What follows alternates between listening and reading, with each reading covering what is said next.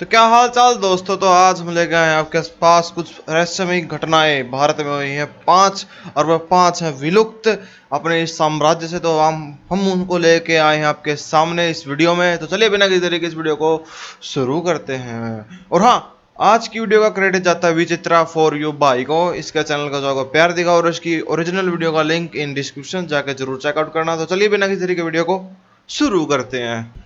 दोस्तों, जब भी भूत प्रेत या आत्मा की बात होती है तो दिमाग में एक अजीब सी सिहरन उठने लगती है। लोग ये सोचने पर मजबूर हो जाते हैं कि क्या सच में ऐसी चीजें होती हैं या फिर ये बस हमारे मन का वहम है। वैसे मेरे अकॉर्डिंग इन्हें सिर्फ वहम कहना ये सही नहीं होगा, क्योंकि अगर ये वहम होता तो ऐसी चीज़ों का कोई एग्जिस्टेंस नहीं होता। लेकिन जब डुनकैन मैकडॉगल नाम के एक फेमस साइंटिस्ट ने इनके एग्जिस्टेंस का पता लगाने के लिए एक एक्सपेरिमेंट किया। ला भाई, कई जने कहा नहीं करा भूत प्रेत को दे नु है बकवास है, खत्म कहानी है। तो यार साइंटिस्ट भी इन प्रूव करने खातर खुद रिसर्च करने लग गए। देखो साइंटिस्ट था अपना पुराना बंदा यू, और यू रिसर्च करा इसी चीज के ऊपर। देख लो रिसर्च पे आ गई थी यह बात है। तो कुछ रहस्यमय चीज हुई होगी, चलो देखते हैं। इंटरेस्टिंग हो तो पूरा फुल। तो उसका रिजल्ट काफ़ी सरप्राइजिंग था। अपने इस एक्सपेरिमेंट ने साइंटिस्ट ने एक आदमी के वेट को उसके मरने से ठीक पहले मेज़र किया, और फिर उसके मरने के बाद उन्होंने वापस से उसके वेट को मेज़र किया। And the surprising thing is that उस आदमी की मौत से पहले और उसकी मौत के बाद वेट में करीब 21 ग्राम का डिफरेंस था।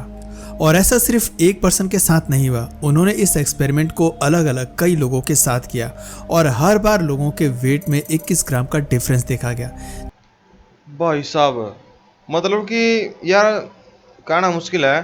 मन तो लगा है यू 21 ग्राम जो वजन है ना, यू आत्मा का मेरे हिसाब से जब तक मैंने लगा है कि बाकी कुछ कह नहीं सकते। पूरा सोच तरीका था, बाकी सोचने में भाई साहब थोड़ा क्रीपी सा लगा यार इस बंदा ने कि ये रिसर्च के करी है। बड़े खतरनाक मानस है।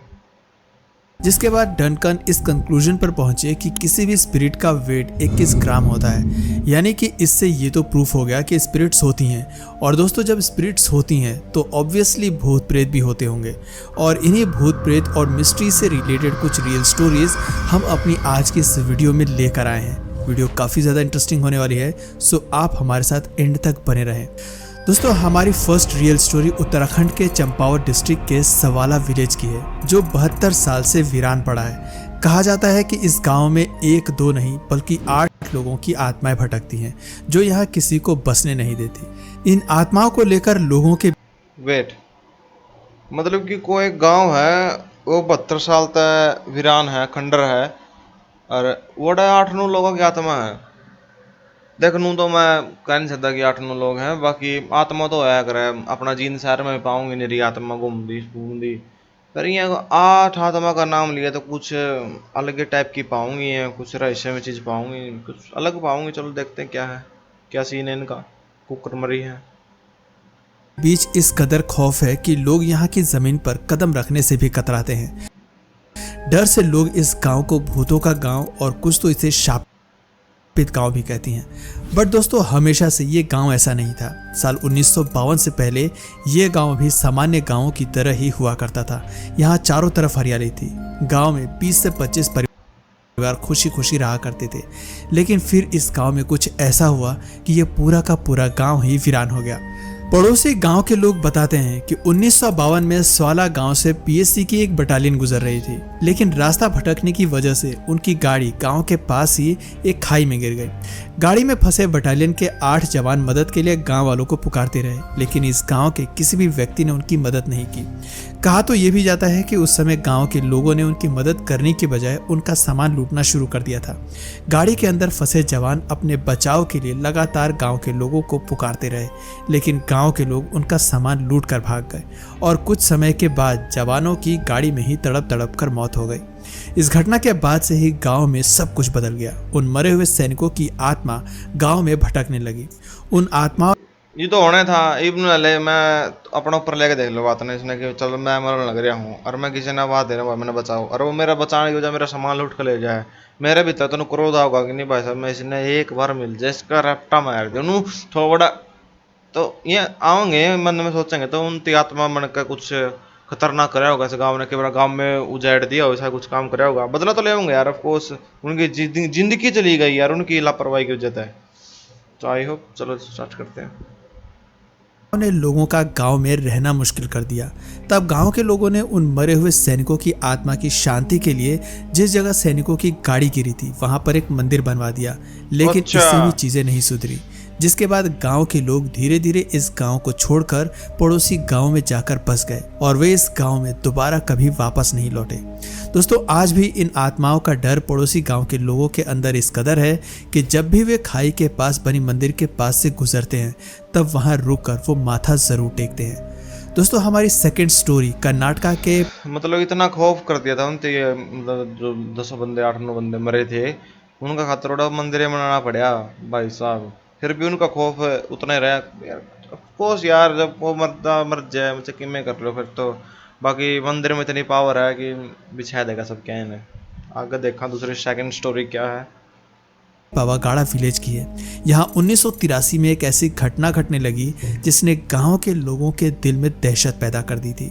दरअसल इस गांव में 5 साल या इससे भी कम एज वाली लड़कियां अचानक से रात में गायब होने लगी थी। अच्छा। हैरानी की बात यह थी कि ये लड़कियां अपने घर के अंदर से गायब हो रही थी। उन लड़कियों को कौन गायब कर रहा था, उनके साथ क्या होता था, या फिर वो खुद से गायब हो रही थी, इन सवालों का जवाब किसी के पास नहीं था। गांव के लोग इस घटना से काफी ज्यादा डरे हुए थे। अगला शिकार किस घर की लड़की बनेगी, नेक्स्ट किसका टर्म होगा, इस सोच से लोगों की रातों की नींद उड़ गई थी। गायब होने के बाद उन लड़कियों के बस कपड़े और खून के धब्बे गांव के खेतों में मिलते थे। ओ भाई साहब। वैसे पुलिस ने भी इस केस को सॉल्व करने की काफी कोशिश की, लेकिन वे इस केस को सक्सेसफुली सॉल्व नहीं कर पाए। पुलिस का कहना था कि इस गांव में एक आदमखोर भेड़िया है जो गांव की लड़कियों की जान ले रहा है। लेकिन आप जरा सोचिए, अगर कोई आदमखोर भेड़िया होता भी ना तो वो सिर्फ लड़कियों ना यार, तुम सोच देखो, इन जो को आदमखोर भेड़िया बुढ़िया कह दिया गया इनकी भाषा को, जानवर जो छोरिया ना खावा है। जानवरों ना तो यार सारी आम चक्कर ले जा रहे हो, सारी आम खाओ, आदमी में भी अटैक करा रहे। उन्हें उसमें इतना ज्ञान थोड़ी ना कि वो बड़का पे अटैक करेगा। यूं काम किसी जानवर का नहीं हो सकता, जब तक मैंने पता है शायद, आई होप। की जान क्यों लेता और घर के अंदर वो आदमखोर भेड़िया कैसे एंटर करता था और उसे किसी ने देखा क्यों नहीं। वैसे कुछ समय के बाद इस घटना को लेकर गांव में एक अलग थ्योरी सामने आई, जिसमें पता चला कि पावागढ़ा गांव के बाहर तांत्रिकों का एक ग्रुप रहता है जो कि ब्लैक मैजिक करते हैं, और गांव के लोगों को ऐसा लग रहा था कि ये तांत्रिक ही हैं जो अपने रिचुअल्स के लिए गांव की लड़कियों की बलि देते हैं। जब पुलिस तक ये बात पहुंची, भाई साहब जो इन्हें कहा नहीं कि रिचुअल मतलब कि जो उनके इष्ट हो गए, देवता हो गए, मतलब कि कुछ अपने हैं जो क्या पे माता रानी होगी, उनके लिए व्रत वार्त नहीं किया करा। नुए तांत्रिक हो गए जो अपने इनके जो इष्ट हैं, जो इनके गुरु हैं, उनके शैतान सुतून जगान के मेरे उन पर शक्तियाँ प्राप्त करने के मेरे उनकी बलि दिया करें। नाबालिका की बलि दी होगी भाई साहब से, और भी बहुत बहुत कुछ किस्से हैं यार। इन पे वीडियो लेकर आऊँगा बढ़िया प्रॉपर, आप डिस्क्रिप्शन में भर दो, स्पैम कर दो। अच्छा कर दिया तो इस पर भी एक अलग से वीडियो बनाओगे प्रॉपर तरीका है। तो उन्होंने लोगों से इस बारे में पूछताछ करनी शुरू की, लेकिन गांव का कोई भी इंसान उन तांत्रिकों के खिलाफ बोलने के लिए तैयार नहीं हुआ, क्योंकि लोगों का ऐसा मानना था कि ये तांत्रिक काफी पावरफुल है। अगर ये उनके खिलाफ बोलेंगे तो ये तांत्रिक अपने तंत्र मंत्र से उनकी जिंदगी तबाह कर देंगे। लोगों का सपोर्ट नहीं मिलने की वजह से पुलिस ने भी कुछ समय के बाद इस केस को बंद कर दिया। वैसे दोस्तों, आपको क्या लगता है, क्या कोई तांत्रिक इतना पावरफुल हो सकता है कि वो किसी लड़की को उसके घर के अंदर से गायब कर दे? भाई। इस केस के बंद होने के कुछ समय के बाद लड़कियां भी गांव से गायब होनी बंद हो गई, लेकिन लड़कियों के गायब होने का ये केस आज भी अनसॉल्व्ड है। दोस्तों, थर्ड स्टोरी हमारे राजस्थान के जैसलमेर डिस्ट्रिक्ट के कुलधारा विलेज की है।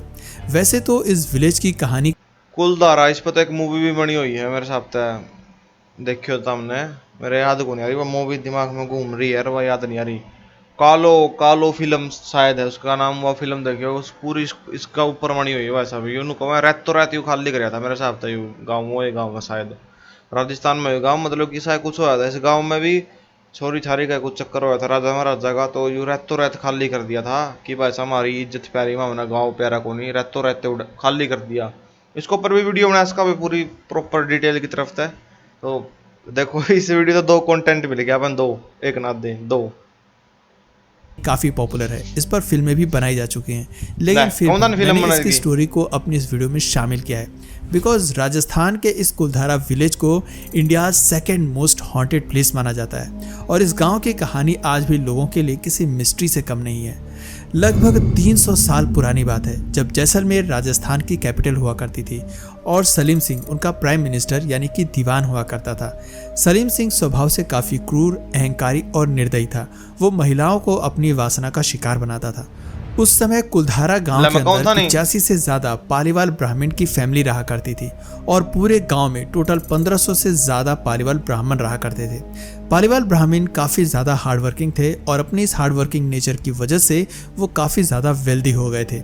जब लालची सलीम सिंह को इसका पता चला तो वो गांव को विजिट करने पहुंचा, जहां उसकी गंदी नज़र गांव की मुखिया की बेटी पर पड़ गई।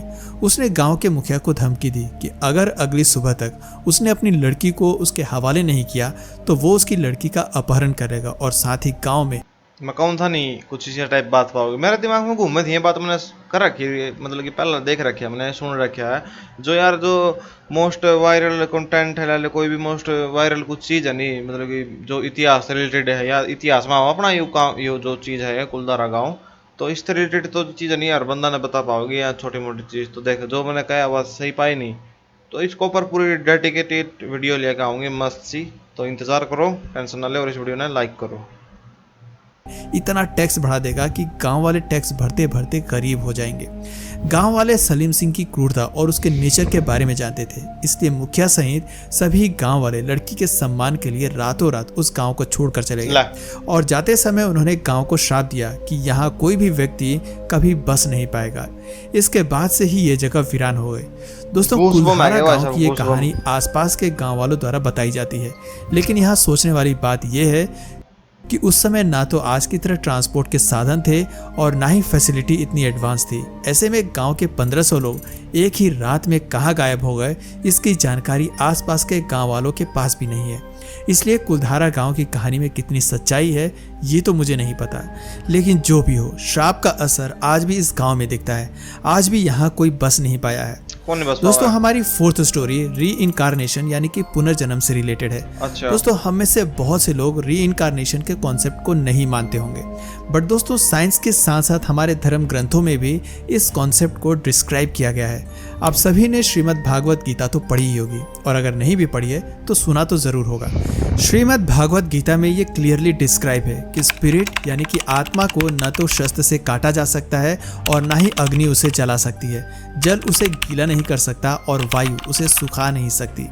जिस तरह मनुष्य यानी कि हम इंसान पुराने कपड़ों का त्याग करके नए कपड़े पहनते हैं, उसी तरह आत्मा भी पुराने शरीर का त्याग करके नए शरीर को धारण करती है।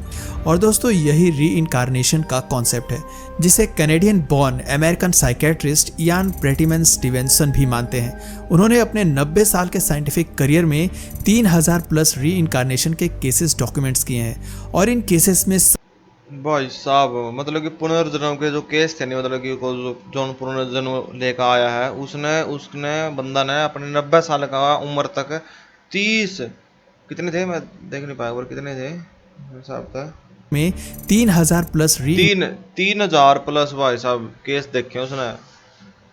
भाई साहब बड़ा खतरनाक सीन है। तो इनकारनेशन के केसेस डॉक्यूमेंट्स किए हैं और इन केसेस में सबसे ज्यादा केसेस 3 से 5 साल के बच्चे के रहे हैं। अच्छा। इवन हमारी आज की स्टोरी भी एक 3 साल की बच्ची की है जिसने अपने जन्म से 3 साल तक अपने मुंह से एक भी शब्द नहीं निकाला था, बट 4 साल की एज में उसने जैसे ही बोलना शुरू किया, वो सबसे पहली बात यही कहती है कि वो जिस घर में रहती है वो उसका घर नहीं है। दोस्तों, ये कहानी है शांति देवी की, जो अब हमारे बीच तो नहीं है, भाई साहब कुछ भी है बात सुनकर मेरे तो गूस बम से आने लग रहे हैं इसकी बेटी है, लेकिन उनकी स्टोरी आज भी लोगों के बीच काफ़ी ज़्यादा पॉपुलर है। 11 दिसंबर 1926 को दिल्ली में जन्मी शांति देवी ने जब 4 साल की एज में ये क्लेम करना शुरू किया कि जिस घर में वो रहती हैं वो उनका अपना घर नहीं है, तो शांति देवी के पेरेंट्स को ये बात काफ़ी अजीब लगती है क्योंकि एक 4 साल की बच्ची भला ऐसी बातें कैसे कर सकती थी।